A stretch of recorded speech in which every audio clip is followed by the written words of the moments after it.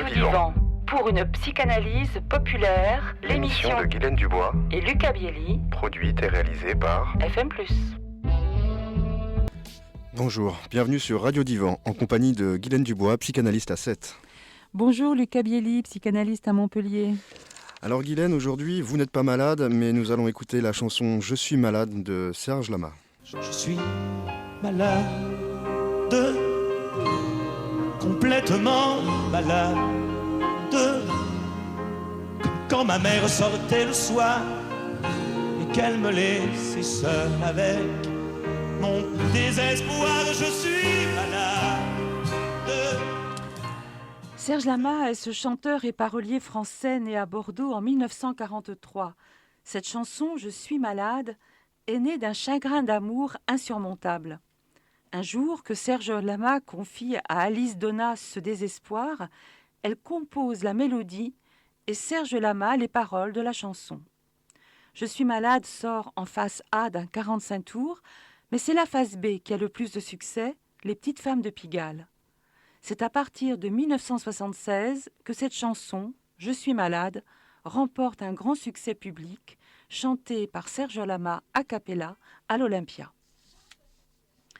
Alors cette chanson évoque la maladie, une maladie bien particulière car liée au désespoir amoureux, ce qui n'est pas le cas de toutes les maladies. La maladie est un trouble de l'organisme qui provoque son altération avec plus ou moins de gravité.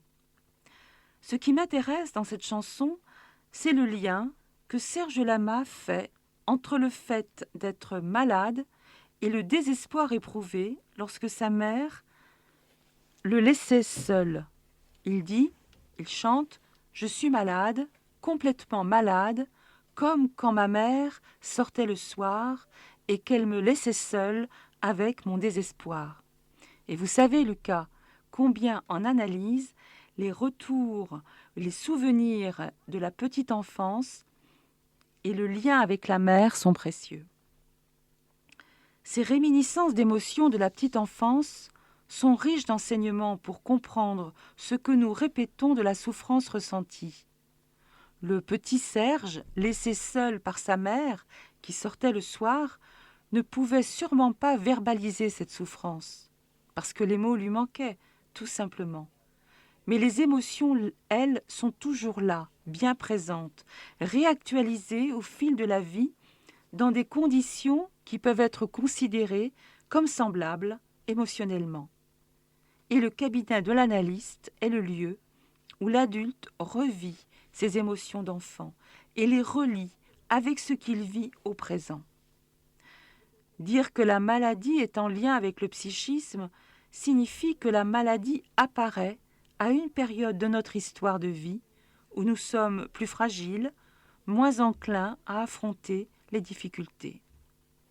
Sigmund Freud n'a jamais prétendu que l'analyse guérit l'homme malade. La guérison vient en plus.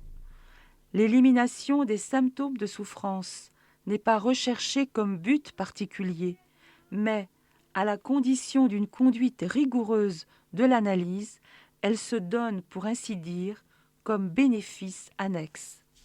La psychanalyse n'est pas une thérapie guérisseuse. La psychanalyse regarde le symptôme comme un élément de langage de l'individu qui le conduit à avoir une parole libératrice. Pas forcément guérisseuse de la maladie, mais un chemin qui conduit l'humain à une plus fine conscience de lui-même et donc à sa liberté intérieure.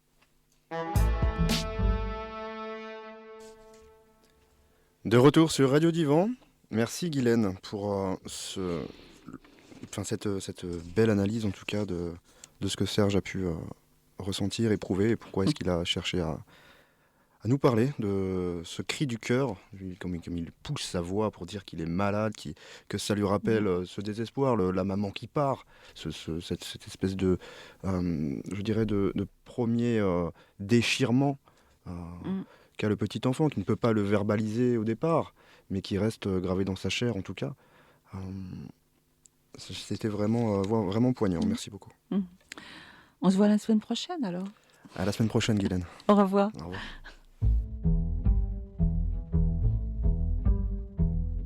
C'était Lucas Bielli et Guylaine Dubois pour Radio Divan, une émission produite et réalisée par FM+. Sur une musique originale de William Balfour, À retrouver sur radiofmplus.org, sur YouTube et Deezer.